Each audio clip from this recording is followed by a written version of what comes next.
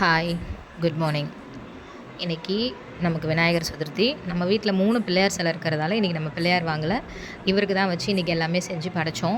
Climate பாருங்களேன், எவ்வளோ மூடி கிளைமேட்டாக இருக்குன்னு. என்றைக்கு நம்ம கிளைமேட்டு வெயில் அடிக்கணும்னு எதிர்பார்க்குறோமோ அன்றைக்கி இருக்காது.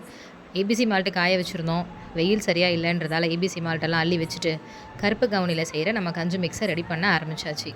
நம்ம கருப்பு கவுனி கஞ்சி மிக்ஸு எதுக்கு யூஸ் ஆகுது அப்படின்னா, வெயிட் லாஸ்க்காக. எவ்வளோ 150 கிலோ இருந்தால் கூட ஈஸியாக ரொம்ப ஆக்டிவாக நம்மளோட கருப்பு கவுனி கஞ்சி மிக்ஸால் அழகாக வெயிட் ரெடியூஸ் பண்ணிக்கலாம்.